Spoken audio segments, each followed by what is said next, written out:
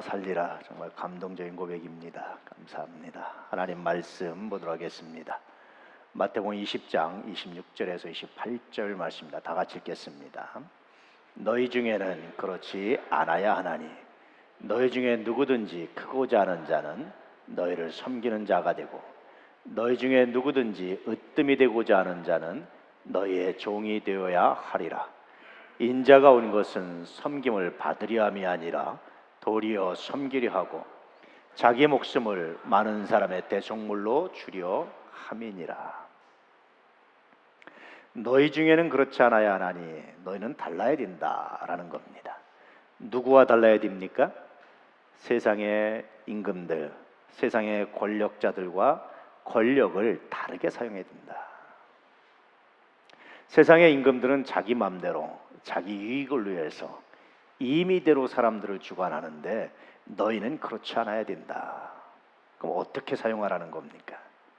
그래서 오늘 말씀은 권력을 사용하는 방법에 대한 겁니다. 어떻게 권력을 사용하는 것이 올바를까, 온전할까? 좀 더 말하면 부를 어떻게 사용하는 것이 올바를까? 우린 다 크고 작은 권력이 있어요. 부모는 권력일까요? 아닐까요? 어른은 권력일까요? 아닐까요? 부는 권력일까요? 아닐까요? 우린 다 크고 작은 권력을 가지고 있는데 그 권력을 어떻게 사용할 것인가? 오늘 말씀을 통해서 가르쳐 주고 있습니다. 그러면서 너희 중에 누구든지 크고자 하는 자는 섬기는 자가 될 것이다. 권력을 잘못 사용하면 오히려 낮아질 것이다. 그러나 권력을 잘 사용하면 오히려 존귀해질 것이다. 그래서 권력을 가지고 있다라는 것은, 부를 가지고 있다라는 것은 양날의 검이다라는 것을 말씀해주고 있어요.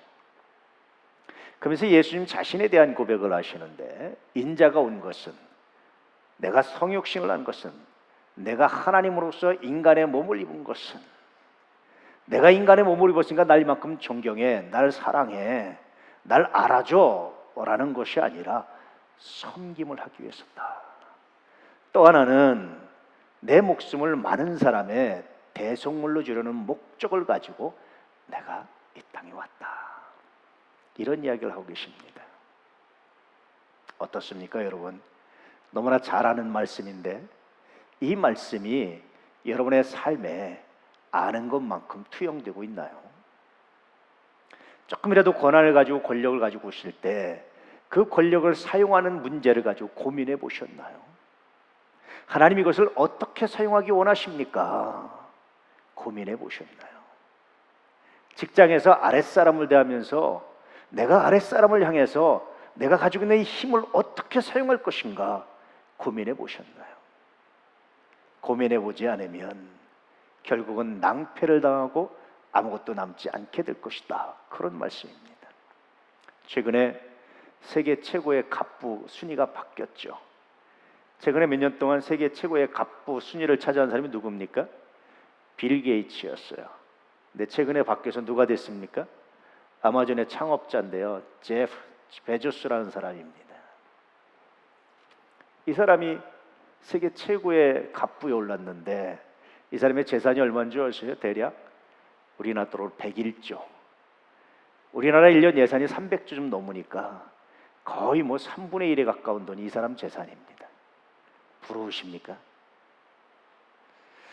부러워해야 될지 말아야 될지 모르겠어요. 이렇게 순위를 매기는 것 자체가 사실은 굉장히 좀 무의미한 일인 것 같은데 어쨌든 이 사람의 재산이 이렇습니다. 만약에 이 사람에게 예수님께서 부자 청년에게 하셨듯이 베조스야, 네 소유를 팔아서 가난한 자들한테 주고 너는 나를 따르라. 그럼 뭘 했을까요? 주님, 내가 딸린 식구가 몇 명인 줄 아십니까?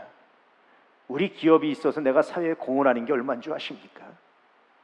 그렇게 순진하게 생각할 게 아닙니다. 주님, 재고해 보시죠. 경제를 모르시는군요. 기업을 모르시는군요. 아마 그러지 않을까 싶습니다. 아마 만약에 그런다면 주님이 물으셨는데 그런다면 또다시 천국문 앞에 돌아간 슬픈 사나이라는 평가를 받을 수밖에 없죠. 문제는 세계 최고의 부자라는 것이 아니라 이 세계 최고의 부를 가지고 어떻게 세상을 섬길 것이냐, 이 고민을 하지 않으면 작은 자가 되고, 이 고민을 하지 않으면 아무것도 아닌 게 되고, 이 고민을 하지 않으면 한때 세계 최고의 부자였다는 것이 오히려 부를 쌓은 만큼 부끄러움이 되는, 이것이 주님의 준엄한 말씀입니다. 여기서 아무도 예외가 있을 수 없다라고 말씀하시는 거예요. 여러분이 가진 부, 여러분이 가진 권력, 여러분이 가진 힘 아름답게 사용할 수 있기를 축복합니다. 제가 아는 어떤 부자인데요, 평생 이런 말하다 돌아가셨어요. 나 돈 없어. 나 돈 없어. 누가 좀 도와주세요. 나 돈 없어. 여기 좀 가난한 사람들에게 기부 좀 하시죠. 나 돈 없어. 그러다 죽었는데요, 자녀들이 그 재산 가지고 싸움 나가지고, 서로 유산 차지하겠다고 싸움 나가지고 박살났어요. 그런 사람이 있습니다. 어떤 사람은 평생 전깃불도 안 켜고 살았어요. 돈 아낀다고. 그러고 갔는데 자녀들은 그 집, 그 재산 차지한다고 싸워가지고 아직도 집이 무너져가는 그 상태로 남아있어요. 삼선동에 가면 있습니다. 손 못 대요. 그 좋은 땅인데 아무도 손을 못 대요. 서로 못 가져요. 그 재산이 있을 때, 그것 가지고 있을 때 나 돈 없어라고 말하지 않고 나눌 수 있었다면, 섬길 수 있었다면 그의 삶이, 그의 자녀들의 삶이 어떻게 바뀌었을까? 남의 이야기 같습니까? 그는 돈이 있으니까라고 생각되십니까? 아닙니다, 여러분. 오늘 말씀을 다시 한번 읽어볼까요? 시작. 너희 중에는 그렇지 않아야 하나니 너희 중에 누구든지 크고자 하는 자는 너희를 섬기는 자가 되고, 너희 중에 누구든지 으뜸이 되고자 하는 자는 너희의 종이 되어야 하리라. 인자가 온 것은 섬김을 받으려 함이 아니라 도리어 섬기려 하고 자기 목숨을 많은 사람의 대속물로 주려 함이니라. 본문의 배경은 그렇습니다. 예수님이 이제 드디어 제자들을 데리고 예루살렘을 향해 가셨어요. 예수님이 예루살렘을 향해 가신다는 사건을 제자들 사이에서 보고 촉이 있는 사람들은, 감각 있는 사람은 느끼는 게 있었어요. 때가 됐구나. 찬스가 왔구나. 우리가 그동안 주님을 따라다니면서 고생한 이제 보람이 있구나. 이 촉이 발달한 사람이 하나 있었습니다. 누굽니까? 요한과 야고보의 어머니였습니다. 확실히 남자분들보다 여자분들이 촉이 발달했습니다. 그래서 예수님을 쫓아갔어요. 사실 이 여인은 어떤 여인이었냐면 늘 예수님과 제자들의 뒷바라지, 식사 수발이나 여러 가지 뒷바라지를 하면서 상당한 시간을 동행했던 사람, 그 여인이었습니다. 12제자만 다닌 게 아니에요. 팀들이 같이 다녔습니다. 공헌했잖아요. 나름대로 공로가 있잖아요. 예수님과도 가깝잖아요. 그래서 예수님께 가서 이렇게 요청했습니다. 한번 읽어볼까요? 시작. 두 아들을 주의 나라에서 하나는 주의 우편에 하나는 주의 좌편에 앉게 명하소서. 기가 막히잖아요. 타이밍. 그런데 이 앞에 예수님 무슨 말씀을 하셨냐면, 내가 가서 이제는 십자가에 못 박아서 죽을 거다, 사흘 만에 다시 부활할 거다라는 자기의 고난에 대해서 말씀을 하셨어요. 그런데 이 여인은 와서 이런 요청을 하고 있는 거예요. 모든 제자들이 듣고 어떻게 했습니까? 분내고 화를 냈습니다. 야, 기회를 놓쳤다. 아니면 요한 같은 경우는 제자 그룹의 막내였어요. 나이도 어린 게 말이야, 엄마를 앞세워서 엄마 없는 사람 서로 살겠냐, 뭐 그럴 수도 있었겠죠. 치맛바람이기도 했습니다. 어쨌든 모든 제자들이 분내고 화를 내고 그랬어요. 그때 예수님께서 4분 오열되는 제자들 그룹, 심각한 문제가 되는 제자들 그룹에게 이런 말씀을 하셨어요. 두려워하지 마라. 논쟁하지 말아라. 크고자 하면, 으뜸이 되고자 하면 섬기는 자, 낮아진 자, 이런 사람이 될 거다. 너희 중에도 내가 예루살렘 올라가서 내가 만약에 왕이 된다 할지라도 너희 중에 내 좌우편에 앉고자 하는 자가 있느냐? 크고자 하는 자가 있느냐? 낮은 자, 가장 천한 자, 이런 말씀을 하고 있는 겁니다. 섬김, 좋은 걸 모르는 사람은 없죠. 근데 왜 안 섬길까요? 섬김에는 여러분 고통이 따릅니다. 내가 섬겼으니까 나를 알아줘 라고 생각되지만, 그러나 남들이 그것을 알아주고 이해하기까지는 한참의 시간이 걸려요. 때때로는 무시하기도 합니다. 제가 아는 어떤 집사님이요, 다 열심히 교회 와서 섬기셨어요. 직장만 끝나면 교회 와서 섬기셨어요. 주일날에도요 그냥 다니신 적이 없어요. 이 타일을 걸리적거리니까 늘 여기다 넣든지 이 속에다 넣든지, 빗자루와 쓸레바퀴와 늘 휴지, 이 쓰레기 주머니, 이 봉지, 이거 들고 다 교회를 누비시고, 대걸레 다니고 누비시고. 처음에는 사람들이 와, 집사님 훌륭합니다, 대단합니다. 시간이 지날수록 아무도 이제 말하지 않는 거예요. 심지어는 뭘 하지 않습니까? 휴지 떨어지면 그 성씨를 부르면서 성씨가 조집사님, 조집사 아이고 이 휴지 왜 떨어졌어? 뭐 하고 있는 거야? 야단을 치는 거예요. 이거 왜 안 닦고 물? 야단을 치는 거예요. 상처를 받으시고.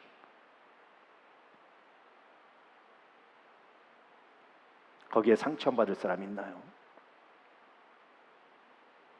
섬김이 여러분 존경이 되기까지는, 지금은 장로님이 되셨어요. 잘 이기셨어요. 그걸 훌륭하신 분입니다. 섬김이 거룩한 열매가 되기까지는 시간이 필요해요. 고통이 필요해요.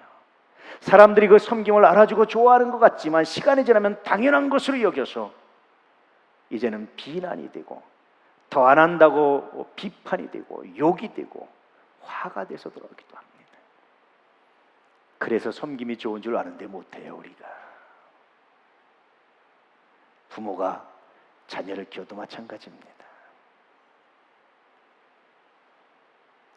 자녀들이 다 부모를 존경한다고 생각하지 마세요. 그렇지 않아요. 존경하려고 노력하고 존경해야 될 일을 자꾸 찾아서, 그저 좀 철난 자녀들이 그래서 하는 거지 쉽지 않아요. 어떤 분이 부부가 다 우리나라 최고 명문대학을 나오고 의사가 됐어요. 아주 좋은 병원의 의사가 됐어요. 결혼을 하고 이 아내가 자녀 양육을 위해서 병원을 그만뒀어요. 자녀를 잘 키워서 역시 자녀 둘 다 명문대 의대를 보내고 좋은 병원의 의사가 됐어요. 그런데 그 자녀들의 행동이 영 사람들의 눈살을 찌푸리게 하는 거예요. 그래서 두고두고 보다 안 돼서 그 아내의 친구 되는 의사가, 선배가, 야, 내가 네 엄마 친구야. 이 말은 무슨 뜻이겠어요? 내가 너 아들 같으니까 네 엄마 생각해서. 그러니까 이 아들이 뭘 했는 줄 아세요? 여기서 우리 엄마 얘기 왜 하세요? 내가 세상에서 제일 저주하는 사람이 누군 줄 아세요? 우리 엄마예요. 이해가 안 되시죠? 한편 생각해 보면 그 엄마가 아이들을 최고의 학교에 보내고 의사를 만들기 위해서 얼마나 스스로 공부했으면 괜찮은데 아마 그러지 않지 않았을까 짐작컨대. 닥달하고 아마 타이거맘이라고 하시죠. 호랑이 엄마처럼 성공을 시켜서 와 됐다 했는데 이 자녀의 마음에는 쌓이는 거예요. 부모도요, 부모로서의 열정과 권한을 섬김으로 바꾸지 않으면 자녀한테 저주를 받을 수 있어요. 저는 여러 명 봤어요, 목회하면서. 슬픈 일이지 않습니까? 마음 아픈 일이잖아요. 내게 가지고 있는 힘, 내가 가지고 있는 부, 내가 가지고 있는 열정을 어떻게 사용하느냐를 고민하지 않으면, 그것을 섬김으로 바꾸지 않으면, 여러분 그 열정만큼, 그 부만큼, 그 권력만큼 수치와 부끄러움을 당하게 돼 있어요. 이것이 오늘 말씀입니다. 그래서 오늘 말씀의 의미는 네가 갖고 있는 힘을, 네가 가지고 있는 권력을, 네가 가지고 있는 부를 어떻게 사용할까 고민하지 않으면 네가 그 부를 가지고 크고자 하는 만큼 네가 그 권력을 가지고 행사를 하는 만큼 너는 낮아지는 자, 섬기는 자, 종처럼 형편없이 나락으로 떨어지는 자. 저는요, 감히 이 성서의 이런 말씀들을 기초해서 제가 미래를 예측할 수가 있습니다. 권력을 남용하는 사람, 권력 있다고 사람을 함부로 자르고 함부로 대하는 사람, 반드시 낮아지게 돼 있습니다. 반드시 대가를 치르게 돼 있습니다. 돈이 있는데 섬겨야 될 게 나 돈 없어야 하고 뒤로 나빠지는 사람, 반드시 그 대가를 치르게 됩니다. 여러 명 보기도 했습니다. 목도도 했습니다. 그래서 오늘 말씀은요, 여러분 생각보다 편안한 말씀이 아니에요. 섬김은 좋아, 그런 뜻이 아니에요. 반드시 이러지 않으면 너의 삶의 결과가 없어질 거라고 말씀하시는 무시무시한 사실은 말씀입니다. 두려운 말씀입니다. 이 말씀의 의미가 가슴 깊게 새겨질 수 있기를 축복합니다. 늘 저에게 있어서 오늘 말씀은 아들이라든지 가족이라든지 여러분과 관계를 묵상케 하는 그런 말씀입니다.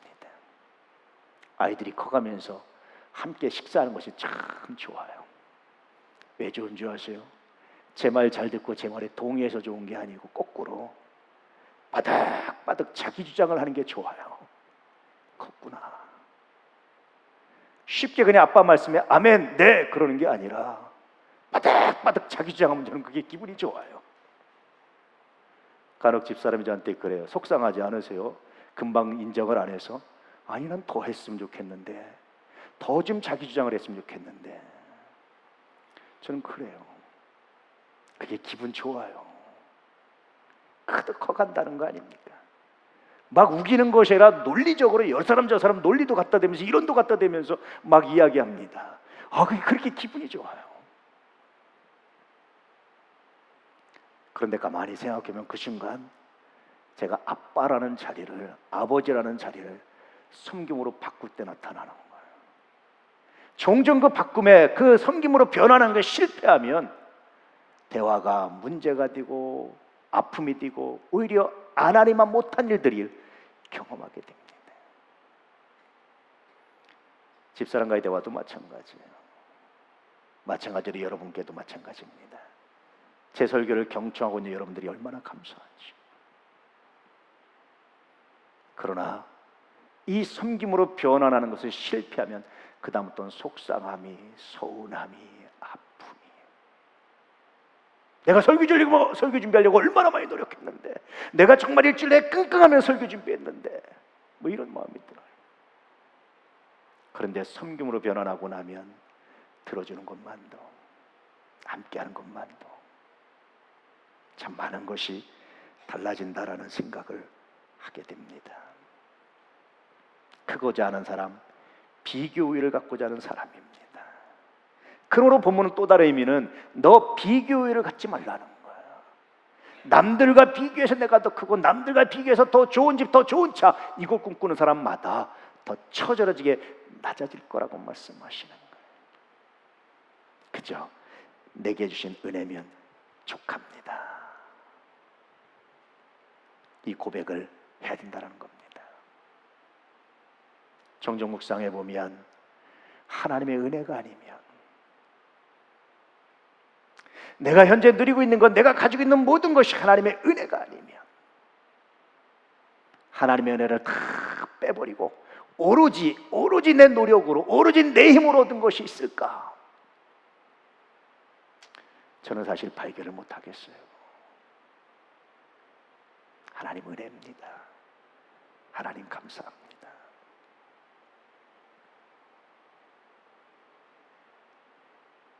그때마다 그때 들려지는, 내 마음속에 들려지는 찬양이 있었습니다. 주께 가오리 날 새롭게 하시고. 은혜를 묵상하면서 주님께 가니까요, 내가 새로워지는 거예요. 하나님 감사합니다. 비로소 크고자 하는 마음을 버릴 수 있는 마음이 비로소 생깁니다. 이 순간 본문은 또 다른 감동으로 다가오기 시작해요. 그것은 왜 구제를 해야 되는지, 왜 바자를 해야 되는지, 왜 푸슈케를 해야 되는지. 저는 여러분 푸슈케나 바자에나 이런 거 하면서 수도 없이 질문해봐요. 하나님, 이걸 왜 해야 됩니까? 때때로 우리 도난가족 중에 감사함으로 따라오는 사람도 있지만 전혀 미동도 안 하는 사람도 있어요. 하나님, 이거 꼭 해야 됩니까? 가난한 자 외면해도 되는 거 아닙니까? 미동도 안 하고 움직이도 않는데 하나님, 굳이 내가 이걸 해야 됩니까? 귀찮게, 나도 힘들게, 우리 쓰기도 모자른데. 그런 묵상을 하다가 또다시 발견하는 게 있습니다. 그것은 과분한 은혜를 받으며 살아가고 있다. 우리가 이 과분한 은혜를 나누지 않으면, 받은 은혜를 나누지 않으면 아무것도 남지 않는다. 목사로서 여러분을 축복하는 가장 큰 방법 중에 하나는 여러분들이 받은 은혜를 나누게 하는 겁니다. 받은 은혜를 나눠야 비로소 삶의 가치가, 여러분의 인생의 가치가 새로워질 수 있다는 성서 안에서의 확신 때문에 그렇습니다. 유대인들은요, 푸슈케, 동전함이잖아요. 잔돈을 다 흐르면 거기다 넣어요. 회당에도 푸슈케 넣고 집에도 푸슈케 넣어요. 왜냐하면 잔돈은 내 것이 아니다. 어떤 물건을 쓰고 남은 돈은 내 것이 아니다. 내가 어떤 일을 하고 나서 남은 돈, 쓰고 남은 돈은 내 것이 아니라는 거예요. 그 다음 물건을 해서 또 모아놓는 것은 불신앙에 불과하다는 거예요. 여러분, 금식도 마찬가지예요. 금식하잖아요. 한 끼 굶은 것만큼, 그 액수만큼 구제로는, 선교로 사용합니다. 금식하고 그걸 다시 모아놓으면 부를 더 쌓는 방법에 불과하다라는 것이 성서의 가르침이고 유대인들의 적용입니다. 다이어트 하시잖아요. 다이어트만큼 쌓아놓으면 부를 쌓아놓는 것과 마찬가지예요. 건강도 쌓고. 다이어트 했으면 그만큼 덜어내서 드려야, 나눠야 그것이 하나님의 기뻐하신 일이 되고 여러분의 삶을 정말 아름답게 하는 길이다 라는 것이 성서의 가르침이고 유대인들의 적용입니다. 정말 탁월하지 않습니까? 섬김, 잔돈을 드리는 거예요. 그런데 여러분, 잔돈은 사람마다 달라요. 자기한테 부한 사람은 늘 잔돈이 없어요. 나 돈 없어요. 늘 자기 자신한테 부한 사람은 드릴 게 없어요. 왜 11조 원 하십니까? 부족해요.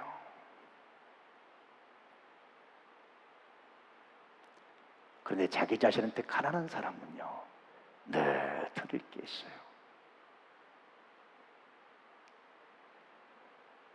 자기 자신한테 가난한 사람은요, 늘 나눌 게 있어요. 예전에 우리나라도 못 살 때에도 거지가 오면 그냥 돌려보내는 걸 못 본 것 같아요. 왜 그래요? 나누는 거예요. 자기 자신한테 부하면 결코 할 수 없는 일들을 하고 살았잖아요. 그래서 오늘 말씀의 또 다른 의미는 너 자신에게 가난하라는 말씀이에요. 크고자 하는 마음, 너 자신에게 부하고자 하는 마음, 너 자신을 사랑하고자 하는 마음 가지고는 결코 아름다운 삶이 될 수 없다라는 또 다른 교훈이 오늘 말씀에 들어있습니다. 예수님은요, 머리를 곳도 없었어요. 철저하게 자기 자신의 가난에서 철저하게 내놔서 자기의 모두를 내놓고 버릴 수 있었습니다. 십자가에서 죽을 수 있었습니다. 주님처럼 못해도 여러분, 오늘 말씀 묵상하면서 이제 좀 더 자기 자신에게 가난해질 수 있는 믿음의 사람 되시길 축복합니다. 묵상해 보면 가난해지는 방법이 많아요. 핸드폰 요금도 줄일 수 있습니다. 많은 걸 줄일 수 있어요. 자기 자신에게 가난한 사람만이 남는 게 있다. 자기 자신에게 가난한 사람만이 공유할 수 있는 게 있다. 자기 자신의 가난한 사람만이, 그런 사람의 인생만이 남고 존귀하게 된다는 이 말씀을 기억하시기를 주의 이름으로 축복합니다. 오늘 말씀을 묵상하면서 떠오르는 말씀들이 있었습니다. 심령이 가난한 자는 복이 있나니 천국이 저희 것이며. 읽어볼까요? 시작. 심령이 가난한 자는 복이 있나니 천국이 그들의 것이며. 놀랍지 않습니까? 천국의 소유자가 되시길 축복합니다. 할렐루야.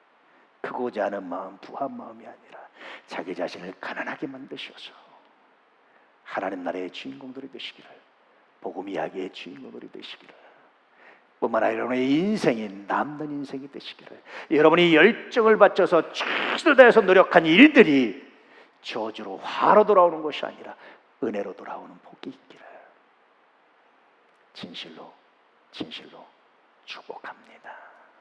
기도하겠습니다. 할렐루야. 아버지 하나님 감사합니다. 우리 자신에 대해서 너무 부했습니다. 우리 자신에 대해서 너무나